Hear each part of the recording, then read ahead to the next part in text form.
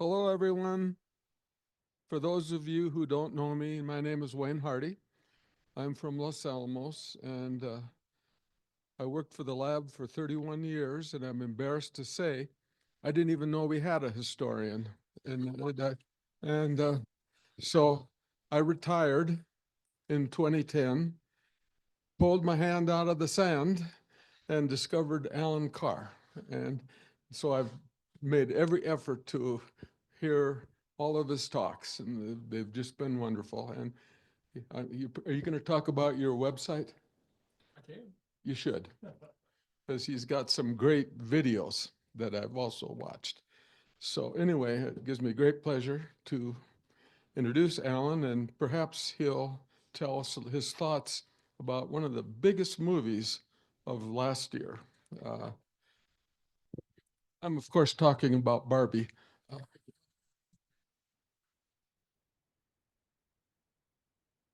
I I don't know if they're clapping for me or the Barbie movie. So one more for Barbie there. It's great to be back, and I've really enjoyed getting to know Wayne. We correspond fairly routinely over the past few years, and he's become a good friend. And it's great to be back. I was here, I think, a couple of years ago, and so thank you for the repeat business today. In just a moment, I'll start my main remarks. Now, Wayne mentioned my YouTube channel, and I will mention very quickly. I don't make any money off of it, okay? So I'm not trying to get like points for you coming and watching bad advertisements for things. But if you would like to look it up, it's if you Google Alan B. Carr Historian, YouTube, I think that it will take you right there. I've got about 70 uploads now, a lot of historical films from the laboratory's history, and I think that there's probably a little bit of something for everyone who's interested in science and technology, history. There's a lot of interesting things on there. So be sure and visit. And again, no money to be made there for me. I'm just a starving artist historian, except for today. Thank you very much for the for the lunch, of course. I will mention if you just Google Alan Carr YouTube, you will get some very different content. Okay, so you're going to want to go for Alan B. Carr Historian YouTube instead there. The other thing that I'd like to introduce you to is the National Security Research Center. So that's the part of the laboratory where I work, and we are a massive information repository. We have, I think, approximately 15 million individual items in our collections, paper documents, films, photographs, and we do respond to inquiries from the public. You know, whether you just have a casual interest, maybe you know of somebody who's in school, maybe they're doing a paper on the Manhattan Project or some other scientific effort from the laboratory. We're here to help, and we're easy to reach. So it is nsrc at lanl.gov. And I think that you'll get a pretty quick response because we have a staff of approximately 60 people. Now, librarians, archivists, professional digitizers, it's really become a remarkable shop. So these are the good old days for me at the laboratory, having all those friends now. So what else? Anything else? I didn't see Barbie, so I can't comment. I mean, Oppenheimer is the only movie I've seen since before COVID. That's just, I could talk about hockey or something like that instead, I guess. Let's go on to our next slide, whoever's helping us out with the slide. Oh, the remote control, which I was told to turn in, and I will. All right, so we're going to have a little bit of fun and games with this talk, but it's also very serious, as you'll see a little bit later. I want to first start out with telling you kind of where this talk came from, and a little bit about me too. Now, whenever I present history, I think it's important to remind audiences to know who your historian is. Okay, so I work for the laboratory. I'm an American, and a specific group that I'll tell you about in just a few minutes commissioned this talk from me about 10 years ago. If I were a Russian historian, you might get a very different story. There's a lot of perspectives on this, and so do be aware of that. And if you would like to ask me about them when we get to Q&A, I'd be happy to try and answer. And if I don't know, I will let you know. I've gotten very good at saying I'm not sure. But again, history can be viewed from many different angles. So you're getting this kind of from the laboratory's angle, a part of our history from our perspective. And I'm going to try and give you, from that perspective, some things that you might not be able to see anywhere else. So keep that in mind. Now, regarding that group that asked me to put this together, at the laboratory, we have what's called the Division Security Officer Program. There's dozens of divisions at the laboratory. Each one has a division security officer. I think they're called something else now, but I've been at the lab so long, that's just what they are to me. And I think that it's a wonderful program. I've had very good experiences with that because every organization, there should be a person in security that you know, you have a name and a face that you can put with that. You can go and ask them questions. Security is more than just a policy. It is a person as well. So the leader of the Division Security Officer Program came to me several years ago and he said, well, you know, we're concerned about the potential for the insider threat. And, you know, he told me, we think that it'd be interesting if maybe we put together a historical talk on this because we've had some issues in the past. And that's really what this talk is about. So I put this together. My original audience were the division security officers. Okay. And so that's how it's presented. It's not a traditional history talk, I guess, but I'm curious to see what you think. And if you don't like it, well, I got paid anyway, but I would like to know what you think. Now, for a little bit of fun and games before we get into the more serious things, who are my New Yorkers? There's at least one or two in every group. So we have a lot. Okay. All right. So I may be outnumbered today. So I'm going to take it pretty easy on you. You're going to see why this is the I Love New York edition as we go through this. So hold that in mind. And I should put out there right now, I actually, who doesn't love New York, right? So big fan, but we will poke fun of you just a little bit in the talk today. So who is your favorite spy? James Bond. So Wendy's going to pick James Bond. I would have to agree with that. I'm a big James Bond fan too. Maybe I've not included your favorite spy. Anybody else have a favorite? It is, you feel free to interact. I mean, again, I'm not really that serious. George Smiley. Okay. Has a following here along with the New Yorkers kind of, it seemed like, right? So anyway, what I like to point out on this slide, you can read it at the top. Hollywood spies kind of stand out, don't they? I mean, for instance, if somebody comes into the room in a tuxedo with a submachine gun, we should probably call security. I'm just saying, you know. But there, you know, this is a lot of fun, and I can tell you, you know, you see Tom Cruise. What's his name in the movie Mission Impossible? Again, I'm Ethan Hawke. There we go. So Ethan Hawke. Sorry, I can't even answer my own questions at my own lecture. But you know, I can tell you this: these threats, we're kind of configured to stop those. You know, if you try to get into a vault at Los Alamos, you're not going to make it that far. I can pretty much guarantee you we are configured to stop that threat at the laboratory. Now, let's get to a little bit more challenging threat to stop.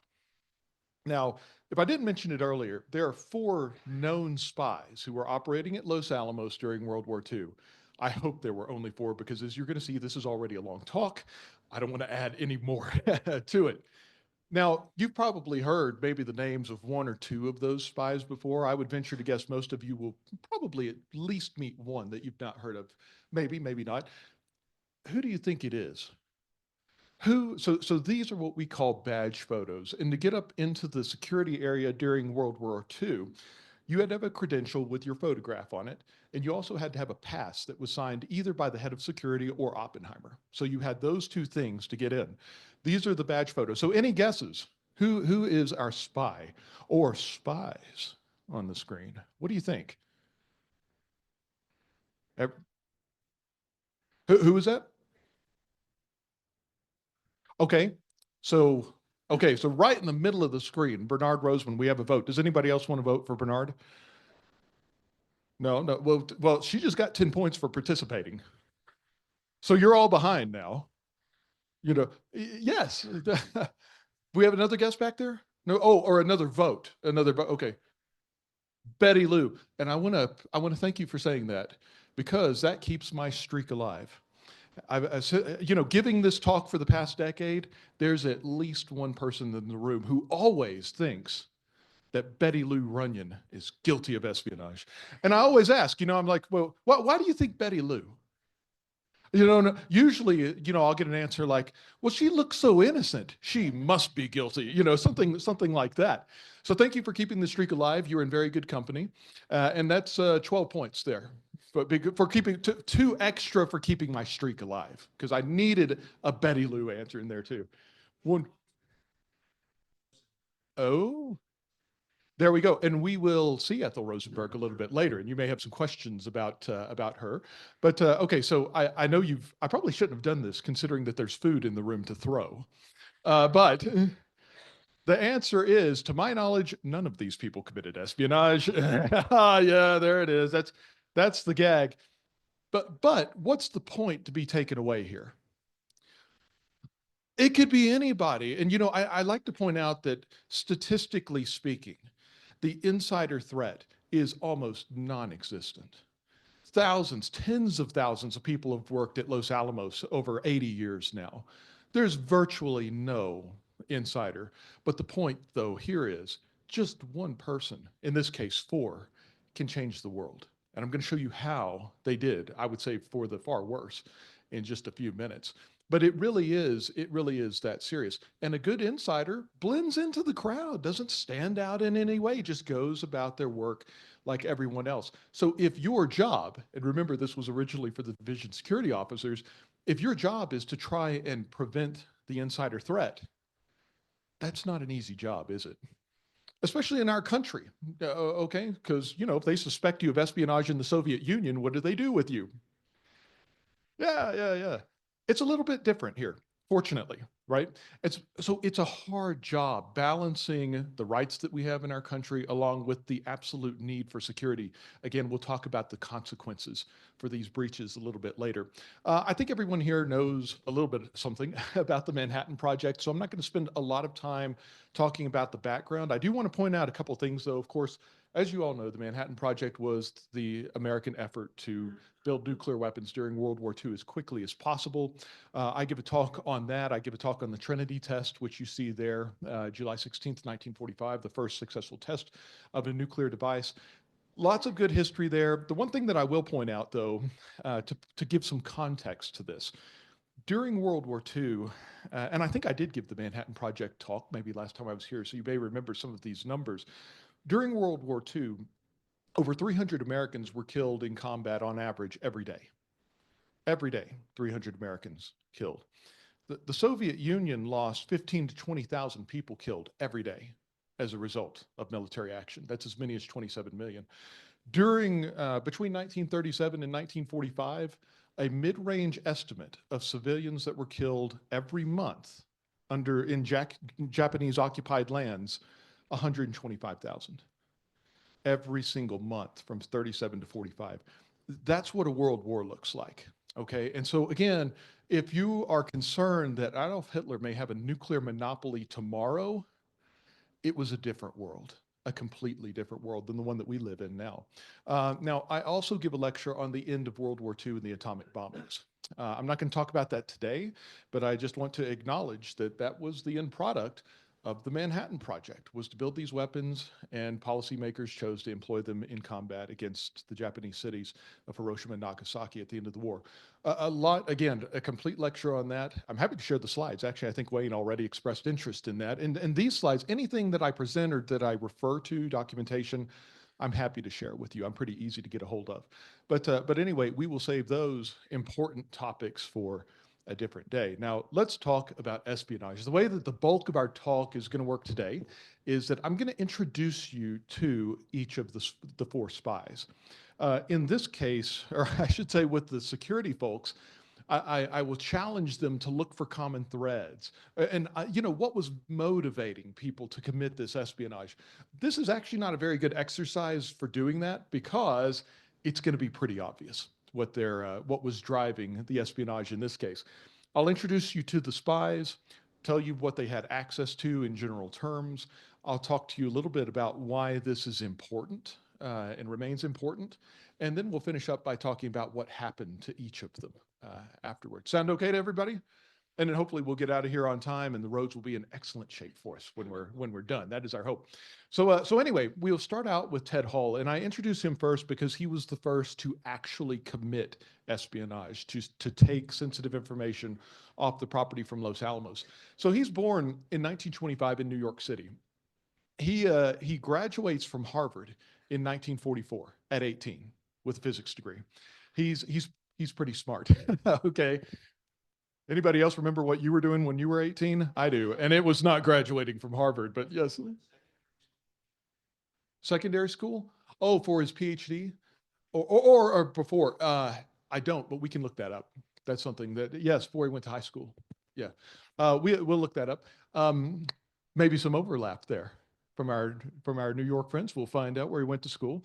But anyway, he's very young. When he gets to Los Alamos, he's a teenager.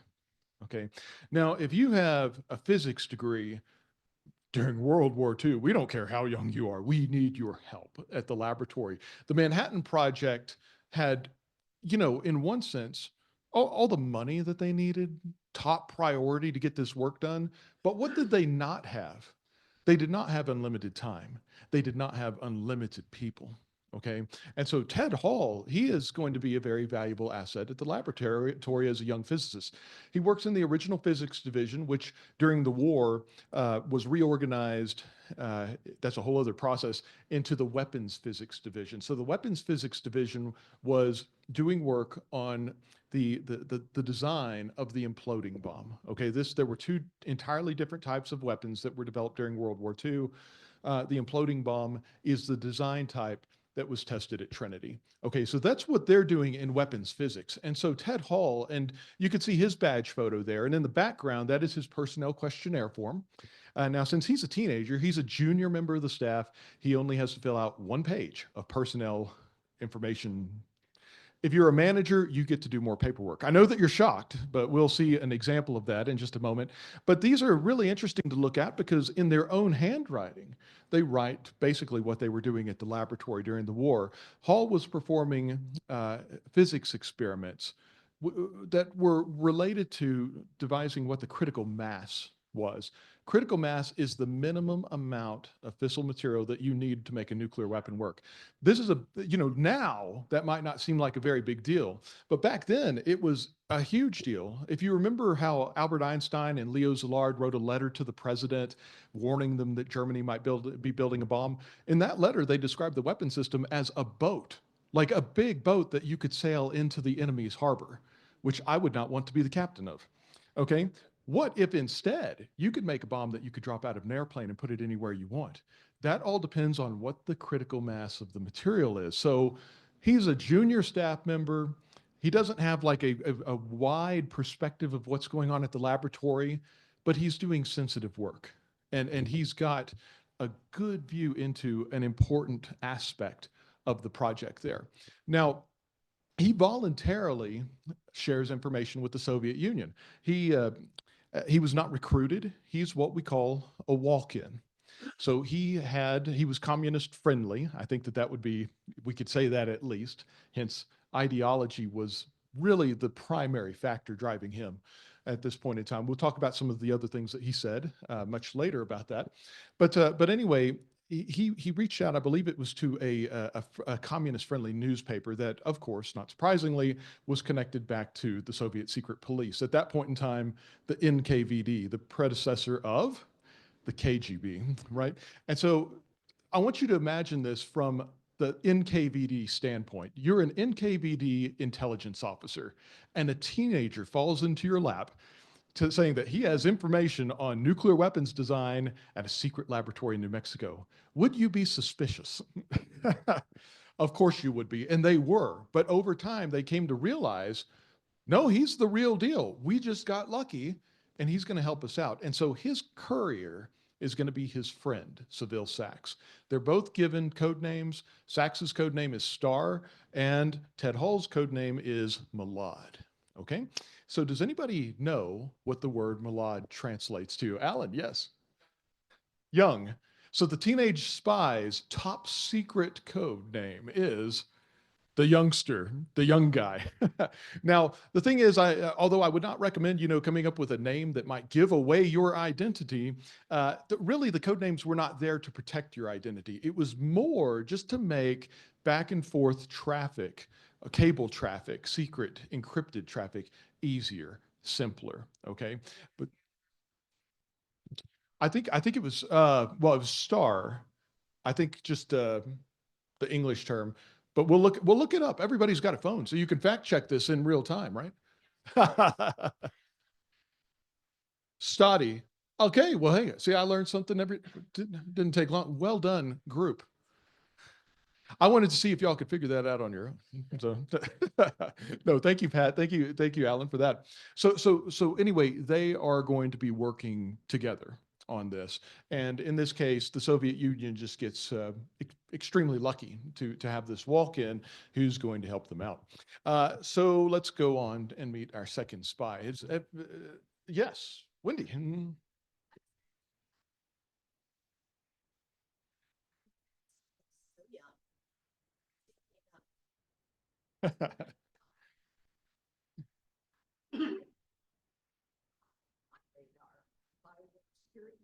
We haven't even got to the New York jokes yet, and so it's a no, but I mean that's the thing, he's a teenager.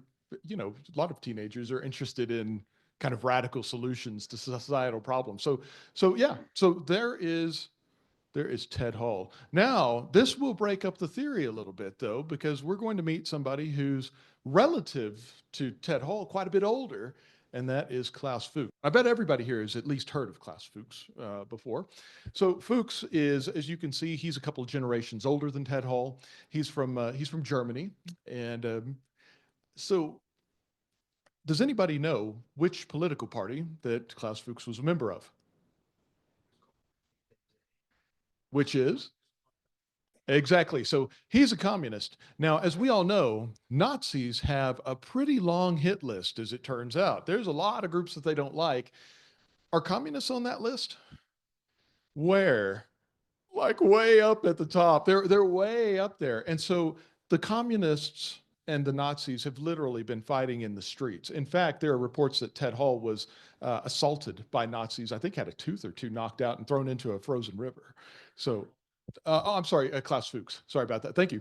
So anyway, Hitler becomes chancellor in 1933. Might be a good time to leave, and that's exactly what Fuchs does. He goes to France first, and then ultimately immigrates to the United Kingdom. So the reason I call him the brilliant ingrate is this. Let's imagine that your country doesn't want you anymore, and another country welcomes you in. Would you be thankful for that country? In this case, it was the UK, ultimately, again, after going through France. And so they welcome Klaus Fuchs into their country. He also finishes his PhD there at the University of Bristol in 1937. Would you be grateful for that? Can only imagine if he applied to a university in Nazi Germany, what they would have done to him, right? Next, and you might not be particularly grateful for this, but it was common practice among all major combatants. If you had citizens of countries that you were fighting against, those enemy aliens was the term. Those enemy aliens were put into detention centers. Okay, the United States did that. There was a camp for Japanese not far from where we are right now. Okay, and that's a long loaded story too. But anyway, Klaus Fuchs is a German in the United Kingdom. He is sent to one of these camps in Canada, I believe later the Isle of Man, and is eventually released. I guess when the British government figures out, oh, I guess he doesn't like Nazis after all. Not long after that, he is recruited to work on the British nuclear weapons program, which at that time was far ahead of the US weapons program. The Manhattan Project didn't even formally exist at that point in time. The person who recruits him is one of his former professors, a German Jew named Rudolf Peierls. So obviously we know why Rudolf left Germany. Rudolf Peierls and his wife Genya were almost like father and mother figures to Klaus Fuchs. They had a very close relationship. Yes. No. Fuchs was not Jewish. I believe that his father was a Lutheran theologian. And so anyway, but that's okay. The Nazis will find a way. They'll find a reason to hate you for something. But he was not Jewish. But anyway, several people who left were. Jack Schlochter, who I believe gave a talk not too long ago for this group, talks about some of those participants in the project. So anyway, he not only is he given an important job in the British nuclear weapons program, he is also made a British citizen. So think about this. They've given him safe haven, they've given him an education, they've given him citizenship, and they've welcomed him into their nuclear weapons program. How would you repay your new country? He does by immediately starting to steal information from the British nuclear weapons program. Remember, he is a party member, he has contacts, and it's not that hard for him to get secret information out. Now, he ends up in Los Alamos a couple of years later. Actually, he does some work. He doesn't go to Oak Ridge, but he does some work in designing the control system for Oak Ridge, where they're enriching uranium. Even though he's a physicist, very, very talented, versatile, brilliant. I think it would be appropriate to use the word brilliant by definition for Klaus Fuchs. The US caught up with the British program and surpassed it. And so the British, it didn't really make sense to continue to have an independent program. Why not join forces? And so the British, the US, formally joined forces. This is codified in the Quebec Agreement, and the British send 24 of their best scientists to Los Alamos, including him and Rudolf Peierls, his boss, as well. He's going to, and so that's, again, how he ends up ultimately at Los Alamos. A lot more between the story there, but we'll keep things moving for today. And so anyway, he continues to steal information, obviously, once he is employed at Los Alamos. He's got those connections, and he works in the theoretical division. So T Division is very proud because they're the only division at the laboratory with an unbroken history back to day one of the laboratory. And he's a part of that. Fuchs is older. He has a PhD. He's done work at Oak Ridge. He knows about enrichment the enrichment of uranium. He's also a manager. He is the rough equivalent of what today we would call a team leader at the laboratory, the lowest level of manager, but he's a manager, and he's supervising people. He reports to Rudolf Peierls, who reports to Hans Bethe, who's the division leader and the guy who figures out how stars work, or actually already had at this point and wins a Nobel Prize for it a little bit later.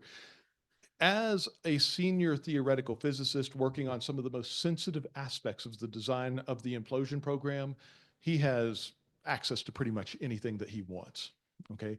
Access was controlled at the laboratory, but again, if you didn't have need to know, you didn't have need to know. And so some of the more junior people, for instance, might not be able to go to a technical colloquium. He can go pretty much anywhere he wants. And so he's got a very good view of the work.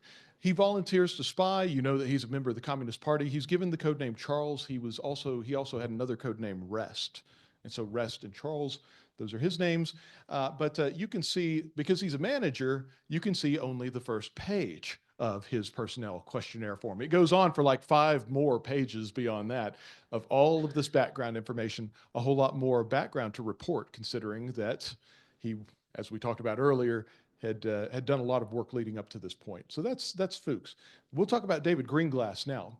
And I know this is purely coincidental, but he also is born in New York City at the same time that Ted Hall is, within a few months, about the same age. I'm sure that couldn't happen again, right? Purely coincidental.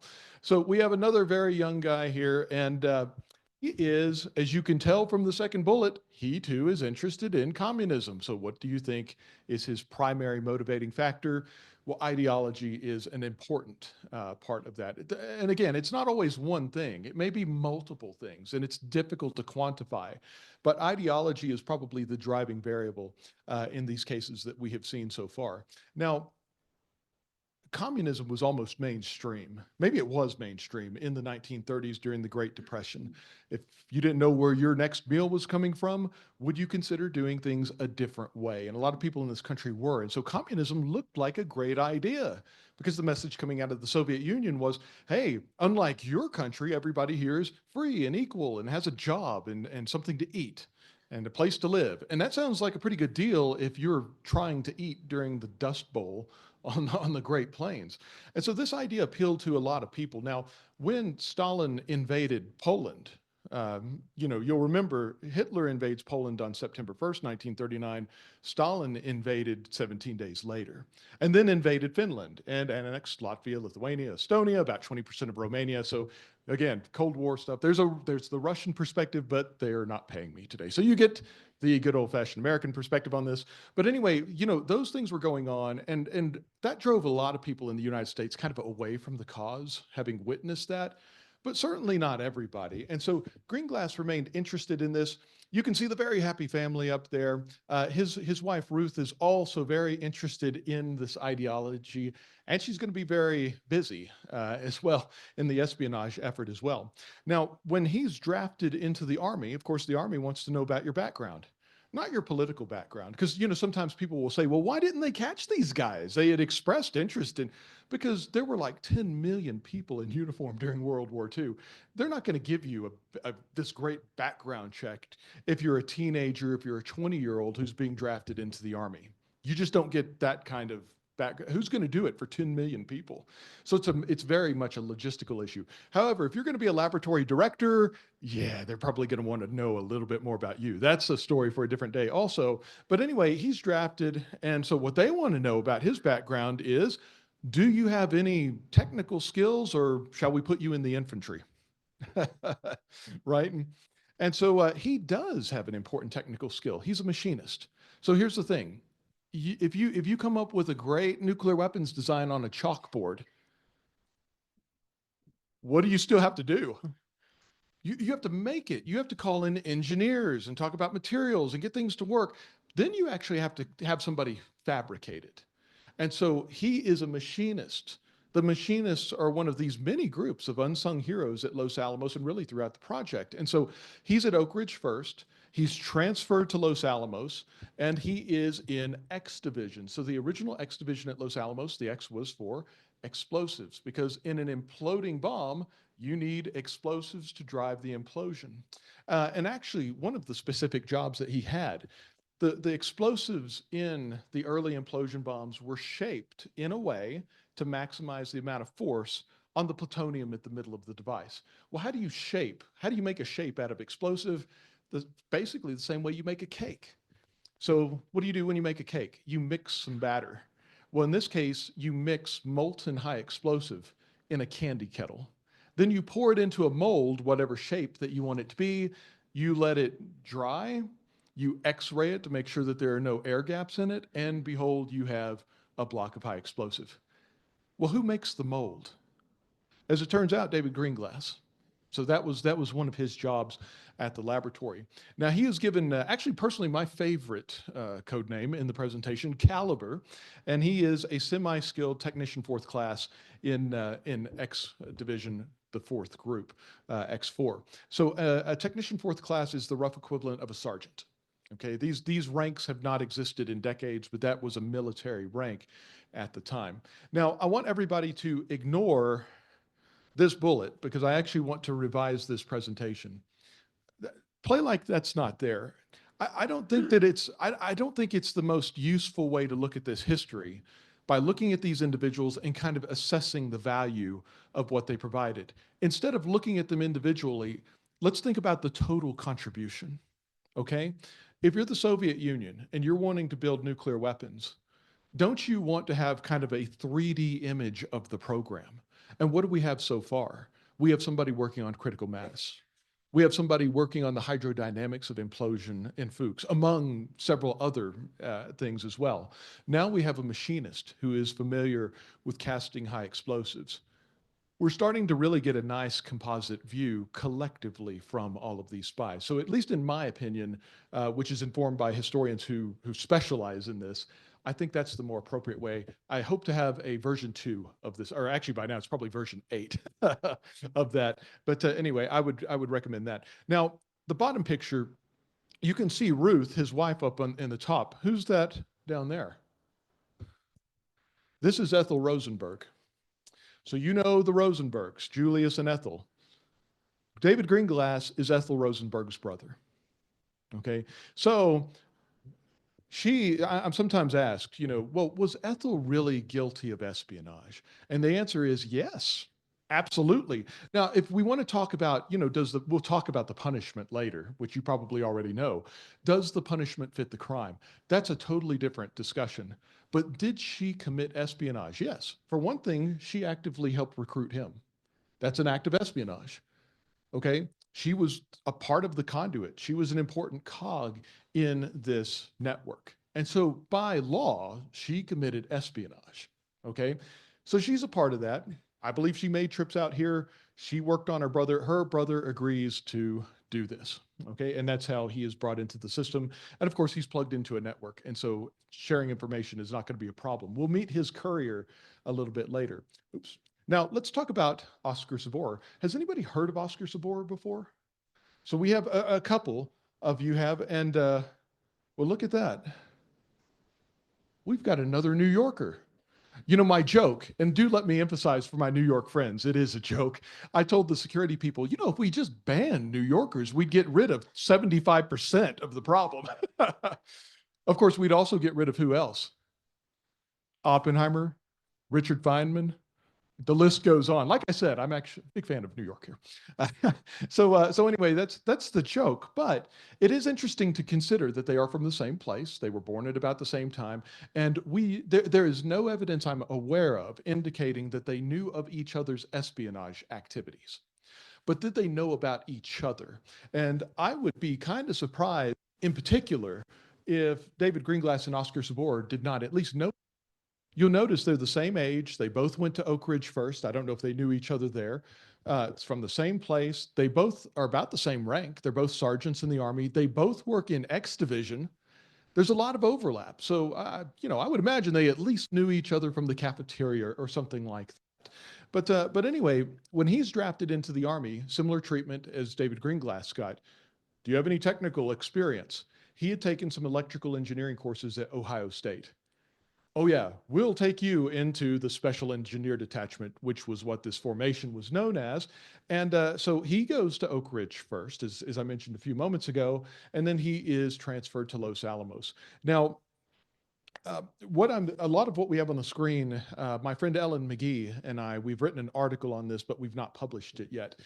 Although Oscar Seborer was discovered only in 2019, just a few years ago, and I'll have more about that in a little while, the people who discovered him, who are now friends of mine, the information they have did not really give very much information on what he actually did at the laboratory.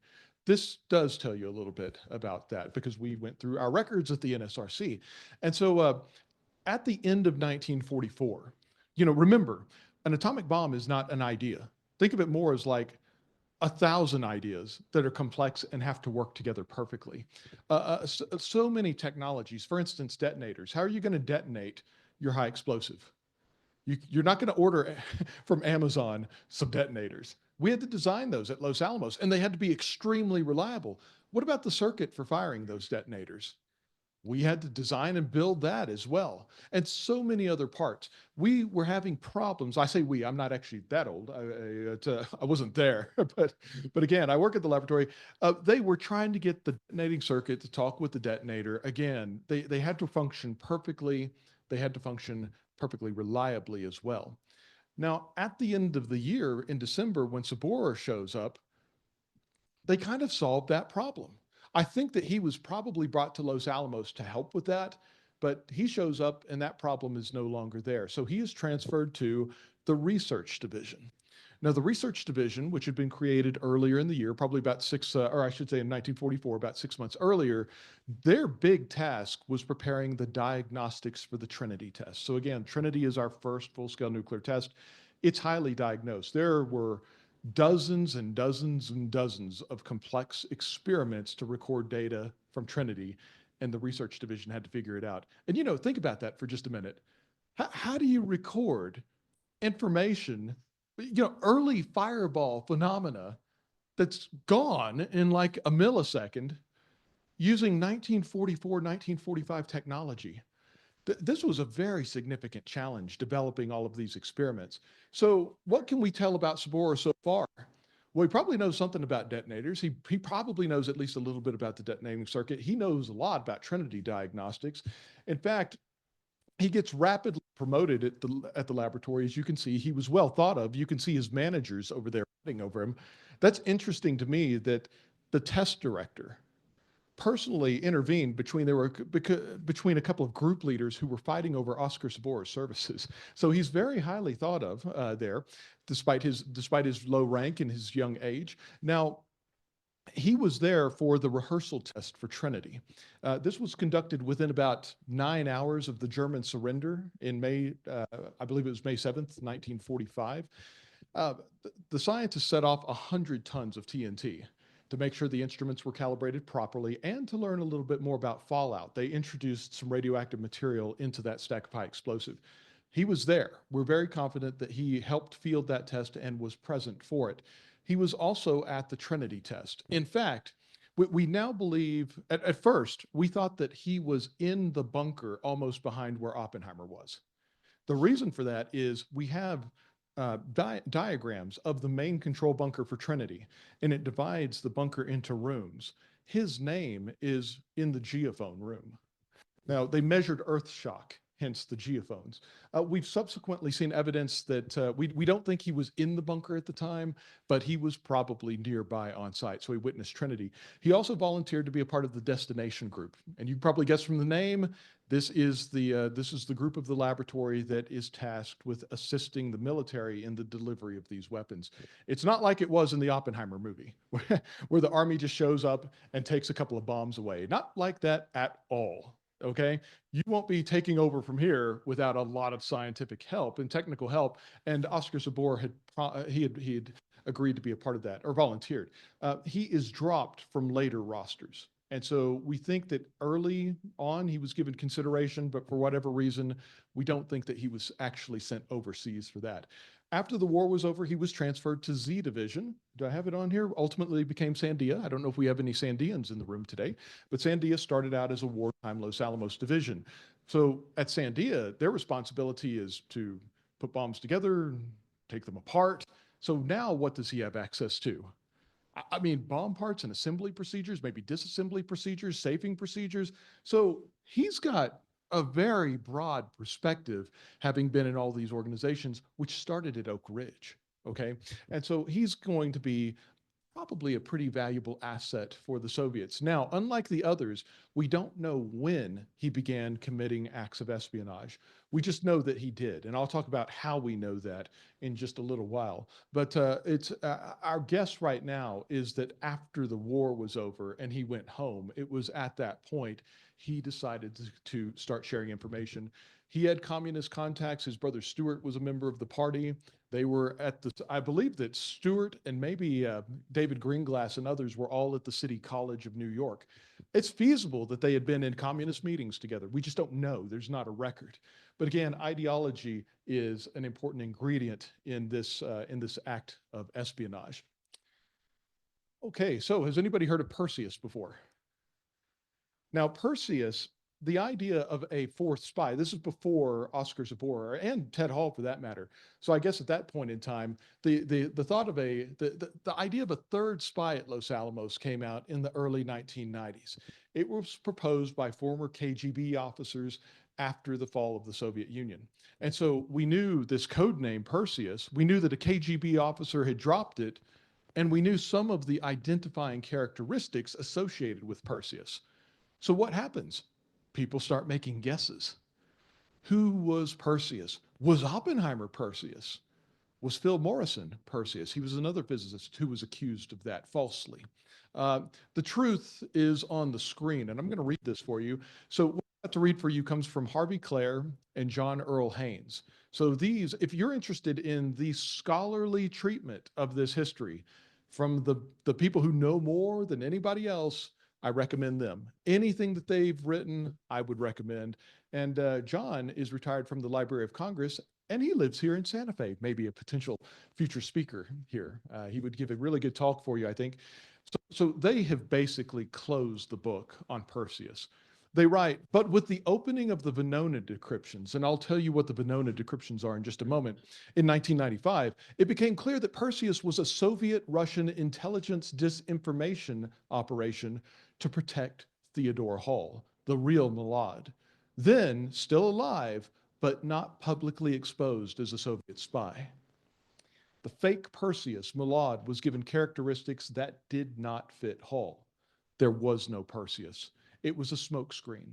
Ted Hall nobody knew Ted Hall as a spy until 1996. So they're providing him with cover with this myth. So there was no Perseus.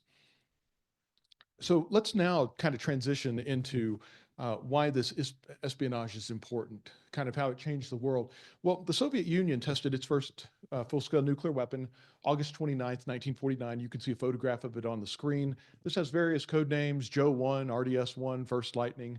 But this device very carefully or very closely resembles Fat Man, the implosion bomb that was tested at Trinity and delivered in combat against the Japanese city of Nagasaki. Now, I think that it's pretty remarkable that the Soviet Union was able to do that so quickly. Why? Remember that number that I told you earlier? How many people died in the Soviet Union every day as a result of military action? Well, that was Asia. So we'll 15 to 20,000 every day. Much of European Russia lay in complete ruin from the Nazi invasion. Yet this country was able to do this in just 4 years. They had very good scientists, including Yuli Keraton, who you can see on the postage stamp on the screen. They had a lot of good scientists, but I mean, the situation in the Soviet Union was just, they had been devastated, but they were able to do this. Well, they had some help, as you all know. And it's been estimated by John and Harvey and others that the espionage saved the Soviet Union between 2 and 4 years. Okay? Now you might be thinking, well, they would have figured it out anyway. Well, that's not the only consideration. A lot can happen over time. A lot can happen in 2 to 4 years, which we're going to talk about in just a moment. We're not quite there yet.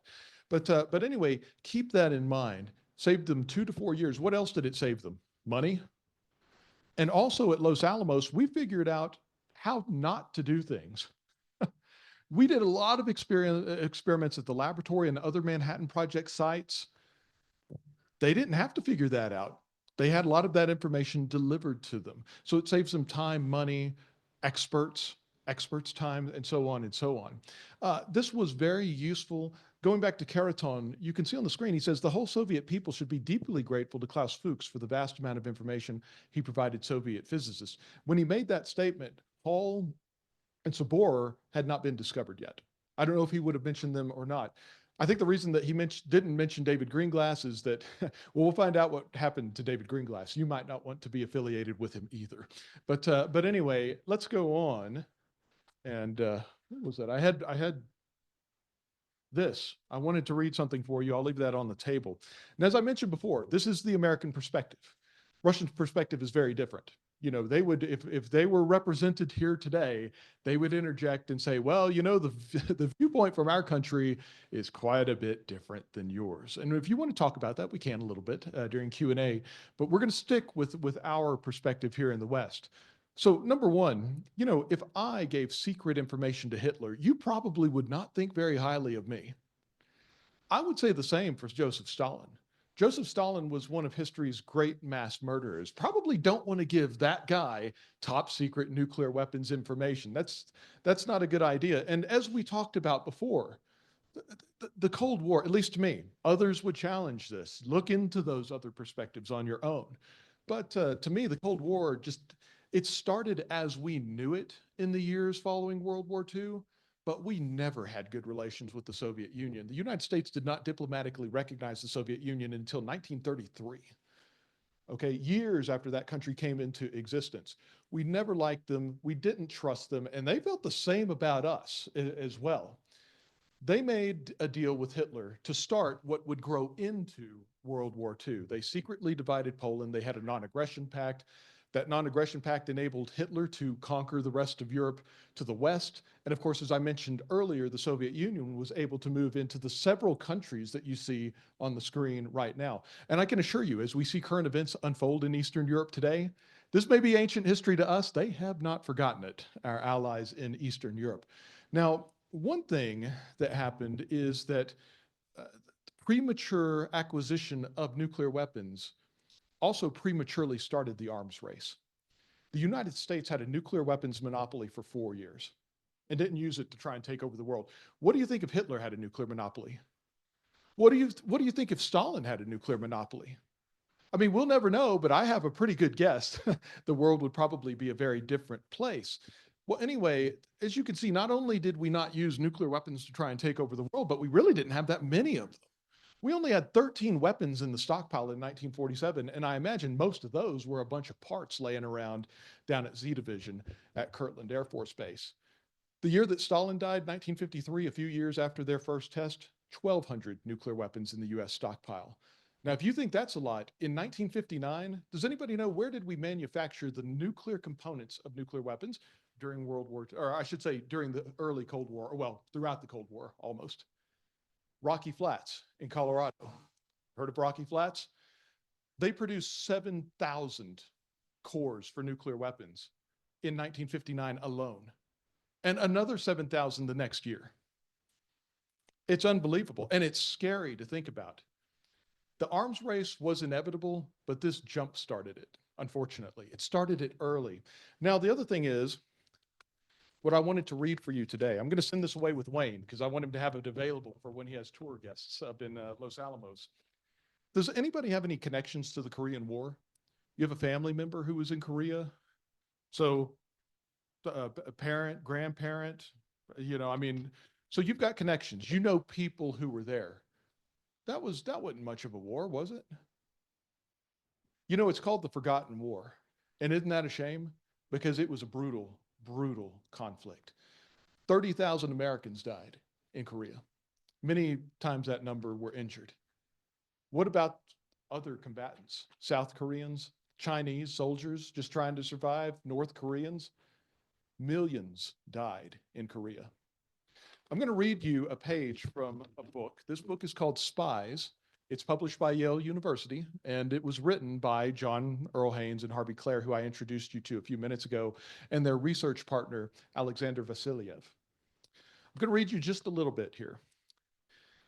But in August 1949, the USSR exploded its first atomic bomb, and in early 1950, Stalin informed Kim, the leader of the North Koreans, that he was now willing to support an invasion. The North Koreans had wanted to invade South Korea, but Moscow would not give them backing. Things changed. As we continue on, Stalin, cited several reasons for his shift in position, and one was a lessened risk of American intervention due to Soviet acquisition of the atomic bomb. Said Stalin, "The prevailing mood in the United States is not to interfere. Such a mood is reinforced by the fact that the USSR now has the atomic bomb." Stalin's judgment was wrong. The North Korean attack brought swift American intervention, and the war produced 4 million casualties, including more than 30,000 American dead, several 100,000 Chinese dead, and more than 1 million military and civilian war dead in the two Koreas. Again, we don't know what would history have looked like if things have unfolded differently. But think about that for a moment. Had it not been for this espionage, the Korean War may not have happened at all. It might have been delayed. 4 years later, Stalin was dead. There was a completely different regime in Moscow that may not have been willing to back the North Koreans under any set of circumstances. Again, we don't know. But when I say that this espionage changed history, especially for those of you with those connections to the Korean War, I mean, one of the most dangerous, deadly conflicts of the 20th century might not have ever needed to happen. Let's continue on. I know that some of you are peeking outside as the snow is starting to stick, so we'll try and move things up just a little bit so we can all get home safely.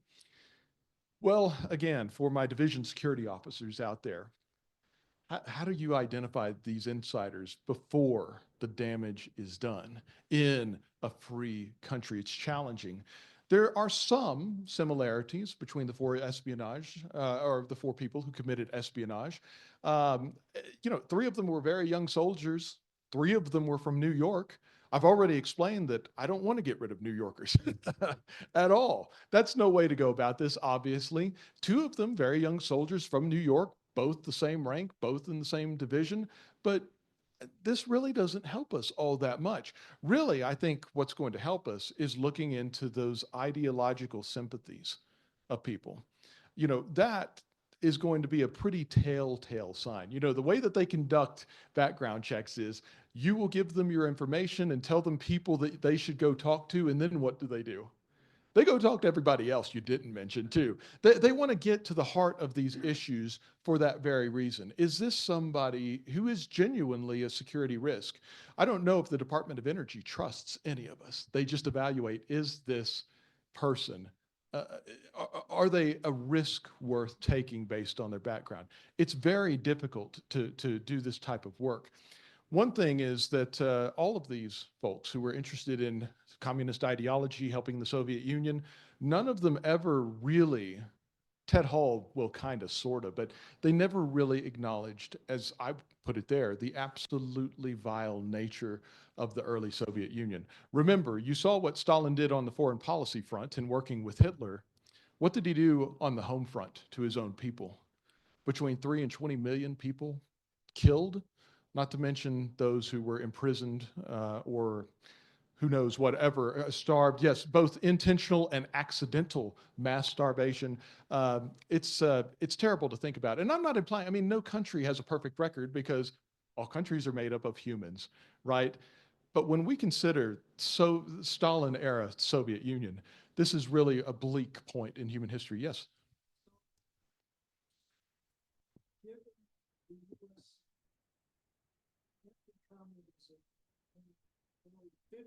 Yes.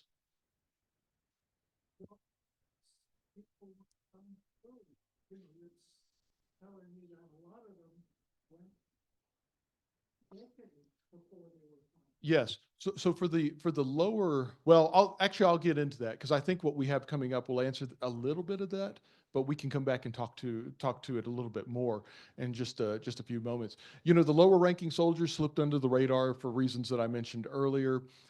Fuchs had been investigated by the British, and when the British sent their people over, General Groves, who was in charge of the entire Manhattan Project, he wanted to know about those folks. And after asking the first time, he said he received an inconclusive answer. So he asked again, and he was assured that they had been investigated to the same level as anybody coming into the Manhattan Project. He still was not satisfied, according to his memoir. But we will talk about the discovery and how that happened, the technology behind it, as we get into the final part of the talk today. And then I'll come back and see if we didn't hit all of those points. Anyway, I guess maybe the scariest thing to the folks in security, again, these folks, they almost don't exist. But as you saw, just one, much less four, can really change things. Every one of them, the common thread, they were all given clearances. They didn't have to be, Tom Cruise dangling from the ceiling of a vault. They were welcomed in. They were trusted. And they broke that trust and they decided to help Joseph Stalin. So what happened to them? And I should probably introduce these in a different order, but we'll just go with it for today. Let's talk about Ted Hall first, since we talked about him to open up the discussion. So after the war, he completes his PhD in physics. And after doing that, he decides, you know what? I think I want to be a biologist.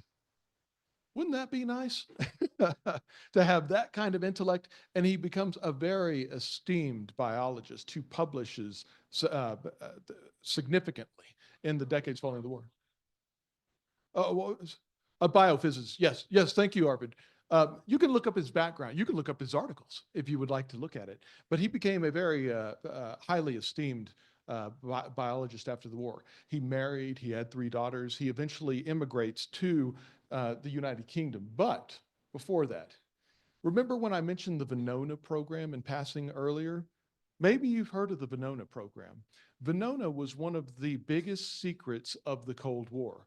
That program was able to successfully decrypt what were believed to be unbreakable Soviet codes. And they would have been, it's my understanding that they would have remained unbreakable if the Soviet Union had not gotten sloppy. And so some of the people that they had trafficking information, they were given basically these difficult to manufacture one-time use code books. Now, if you use them one time, there's no way to break the code because there's no pattern. They're one-time use code books. But what if you decide, well, I don't want to go through another one of these things, I'm running out, and you decide to use one over again? Then what can you detect? You can start to detect a pattern. And that's what they did. They started to reuse these one-time use, intended for one-time use code books. It took a lot of time and it took a lot of effort, but the United States got pretty good at actually breaking these codes. Again, it could take weeks and months even to decipher just one message. But the thing is, Venona, the existence of Venona was very secret. But what's even more secret than that is how Venona worked. Okay, we're going to come back to that in just a moment. Now, because of the Venona decryptions, the FBI knew that Ted Hall was Malad. They knew that Seville Sachs was Starr. Now, if we want to put somebody behind bars, or in this case, maybe the electric chair, what do you have to do? They get their day in court, and you have to prove that they're guilty beyond reasonable doubt.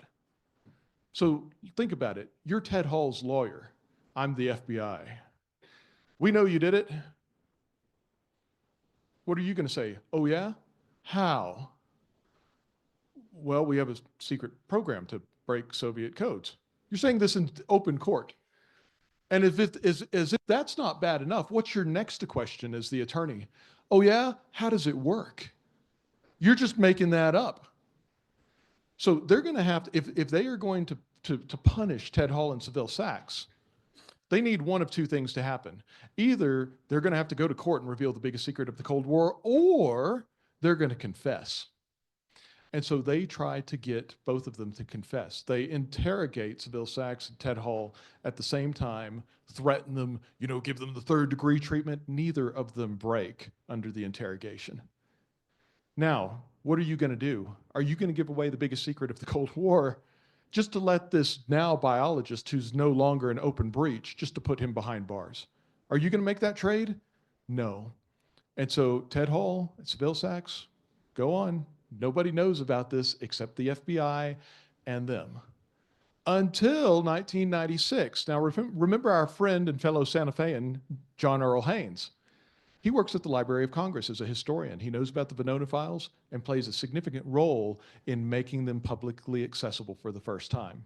Once they become publicly accessible, it's not that hard for journalists to figure out who Malad is. So Ted Hall is confronted. And when he's confronted, he makes this statement. Now, I don't know if he had an attorney or not, but if I were his attorney, I don't know if I'd advise him to make any statement. But he says, I was indeed mistaken about some things, in particular my view of the nature of the Soviet state. The world has moved on a lot since then, and certainly so have I. If I'm his attorney sitting in the kitchen there, I'm going, but he doesn't. He goes on to say, but in essence, from the perspective of my 71 years, I still think that brash youth had the right end of the stick. I'm no longer that person, but I am by no means ashamed of him. He said that the reason that he shared this information with the Soviet Union was because he feared his own country. He feared the United States having a nuclear monopoly and what it might do. Well, we know what the United States did with the nuclear monopoly, don't we? So he misjudged his own country, bypassed Congress, the electorate, all of the rules and everything else, took matters into his own hands and helped Stalin. So he said, I'm by no means ashamed of him. Those of you with Korean War connections, what do you think those Korean War connections would think? Just something to consider.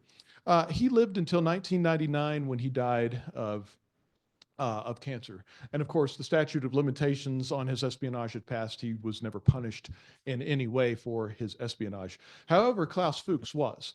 And so Fuchs is a British citizen. After the war is over, he goes back to the United Kingdom and continues to spy on their program after World War II.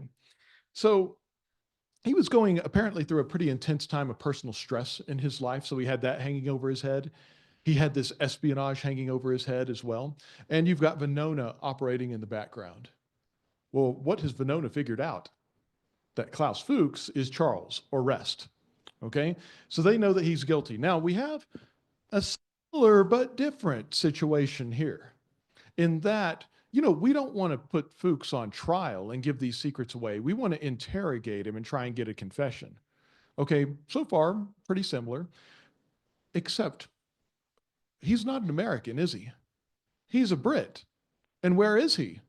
In the United Kingdom. Under this great stress, he confesses. He gives a full confession.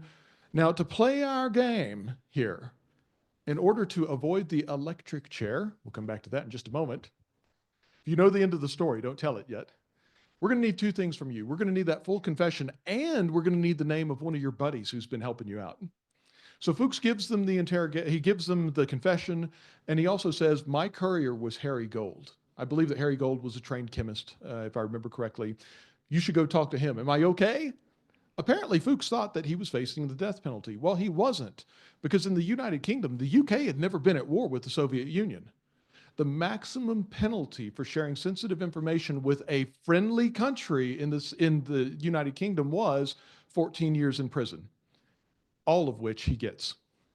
But, and I think this may still be the practice in the UK. If you are a good prisoner, you get the final third of your sentence shaved off.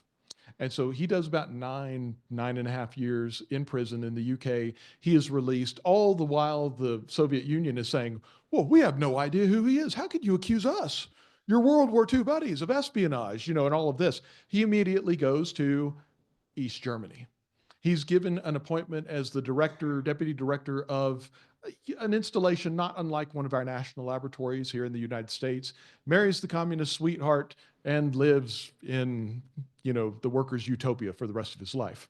So I call him Dr. Oblivious. Again, probably too much artistic license for an objective historian here. But I think that you'll understand why as you read those quotes. I'm only going to read you the top quotes because we do want to wrap up pretty quickly here. Look at that top quote up there. After he had been accused of espionage and he was in jail, he said, it was always my intention when I had helped the Soviets take over everything to get up and tell them what is wrong with their system. You've heard this before. You're just not doing communism right. Now, you might be thinking, he didn't say that. There's no way. You know what the source for that quote is? Rudolf Peierls. Rudolf Peierls, his old professor and near father figure, went to see him in prison to get him out because there's no way Klaus Fuchs committed espionage. And when he went there, that's what he said. He also told Peierls, he said, now you've got to remember what they did to my family back in Germany. They put, I believe, his mother and maybe a couple of his sisters in concentration camps. They survived, but I think a couple of them committed suicide after. I mean, the Fuchs family history is indeed a very tragic one, to be sure. But what kind of ego does it take to make a statement like that? And hopefully you can read the other quotes there as well. I will read this one really quickly at the bottom. During there was a testing moratorium from 1958 to 1961, a year-to-year testing moratorium. The Soviet Union, the UK, the United States all refrained from nuclear testing. Guess which country broke the testing moratorium in 1961? There's only three options. It's the Soviet Union. Now, we thought about it too. I will put that out there. But the Soviet Union broke the testing moratorium, and Klaus Fuchs was interviewed. And he said, I can say that I really know America and the West. And I do know that Soviet nuclear testing is the only way to curb them, even though they had a nuclear monopoly for 4 years. But anyway, that is what I think we covered everything on there. He dies in 1988. Now to David Greenglass. We still have two more. This is why I don't want any more spies. It's already too long of a talk, and it's already too sad of a tale when all things considered. So anyway, Harry Gold. Remember Harry Gold, our courier for Klaus Fuchs?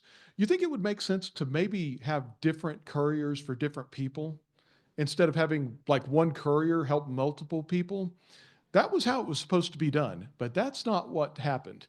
And so Harry Gold is also David Greenglass's courier. Harry Gold is an American. Harry Gold is in trouble, and he does not want to cook in the electric chair. So he is going to play our game. He's going to give a full confession, and he's going to give them the name of David Greenglass. And so Greenglass is now in the same situation. He doesn't want to go to the electric chair, so what does he do? He provides a full confession, and he says, you should talk with my brother-in-law, Julius Rosenberg. Can I live now? Oh, and then he ups the ante. I don't know if these two things were connected. Ruth was guilty of espionage, his wife. She was an active participant in this, just as Ethel Rosenberg had been an active participant in it as well. Part of the deal was that nothing would happen to Ruth. So he only does 9 years in prison. Nothing happens to Ruth in exchange for ratting out his brother-in-law and ultimately his sister as well. He said that and he did, that he would testify against his sister, Ethel Rosenberg. Now, that is a sad story as well. Some of you may not know this, some of you probably do. The Rosenbergs had two little boys. I believe that they were like 6 and 9 years old. Think about this through the lens of a 6-year-old. The FBI shows up and arrests your parents, and your family doesn't want you. None of the family members wanted to take those boys in. Eventually, a family, I think it was a family friend. What's the name of that song? Strange Fruit. Strange Fruit, yes. Yes.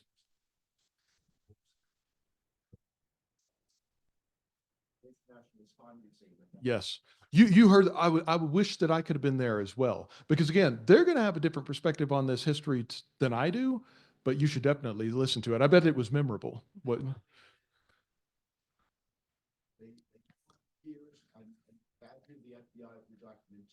Yes. Yes. It's heartbreaking because, it's one thing, I imagine, to have the FBI show up and arrest your parents. It's another thing to have your parents, in particular, I believe their father, lie to you. They lied, the Rosenbergs lied to everyone. They did not play the game. They did not confess. They did not give anyone's name out. And they told their children that they were indeed innocent. Imagine that. You go through life growing up thinking that your country put your innocent parents to death. And only over decades, as you mentioned, do they come to the realization that they were in fact guilty of espionage.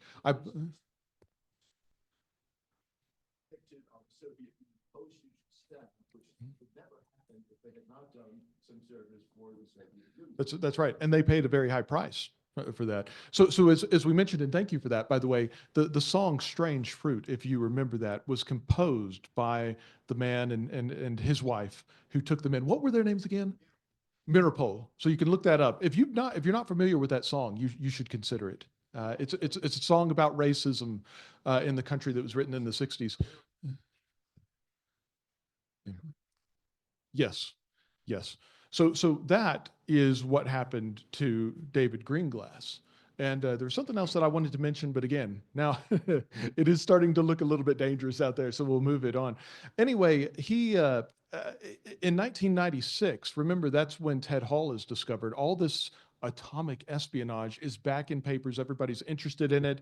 David Greenglass is interviewed. He falsely claims that his sister who he testified against, was not guilty. She was, as we talked about before. That's what I wanted to mention. I know that I mentioned it earlier, but again, the whole death penalty issue, she was guilty.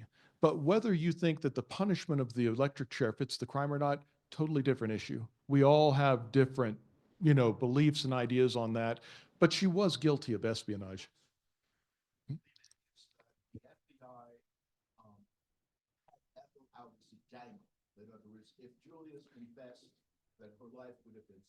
Yes.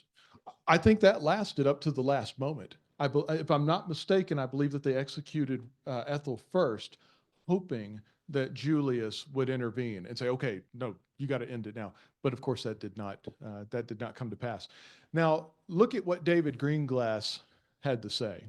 When he was interviewed, I believe this is from 1996, the later 1990s. This interview is on YouTube when I added this here, so you can hear it. They've got his face distorted with that weird voice, thing going on. He had changed his name. He said, "As a spy who turned his family in, I don't care. I sleep very well.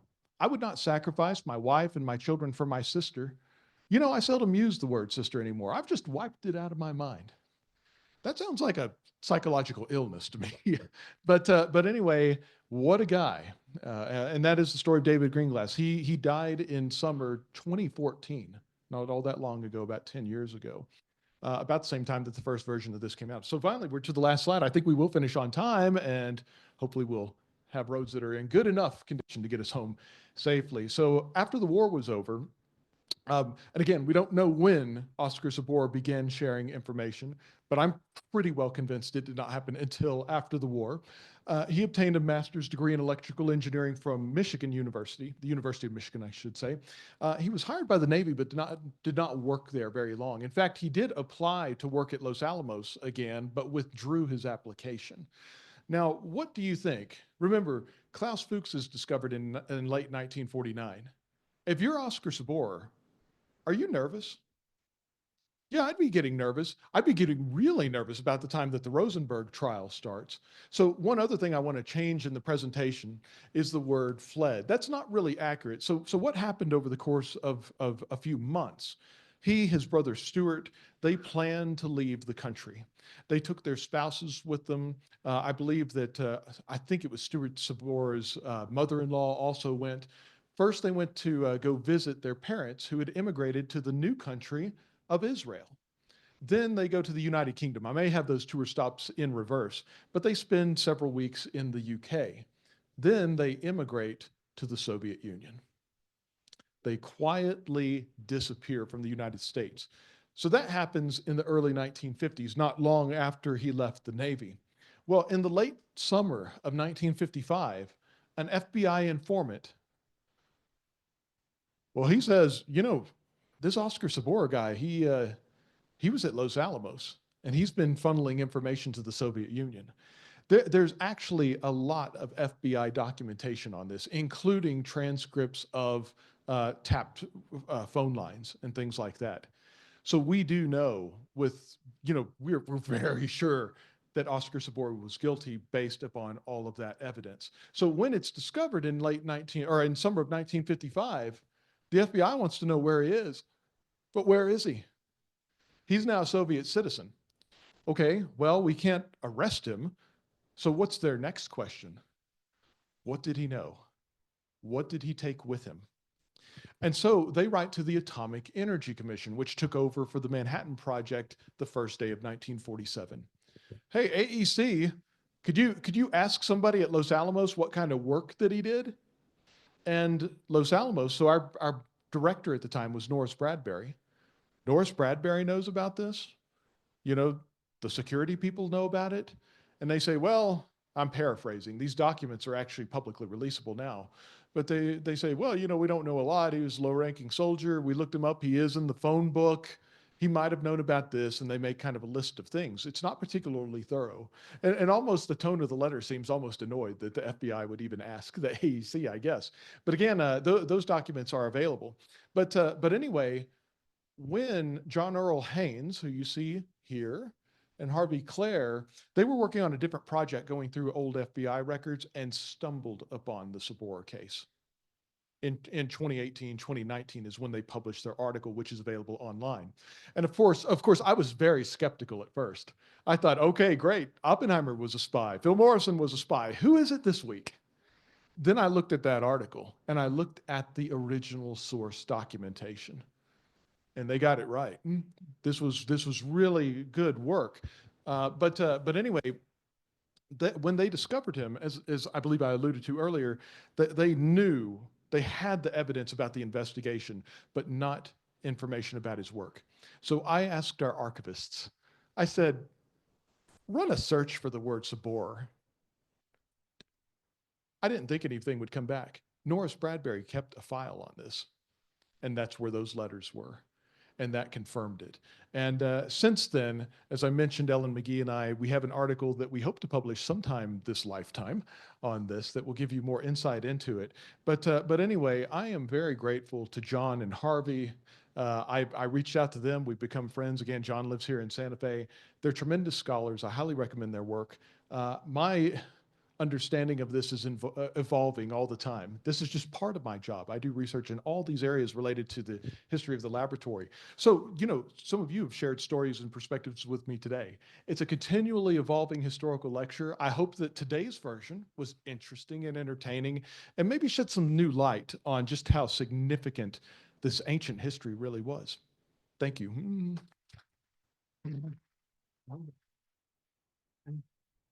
Wayne.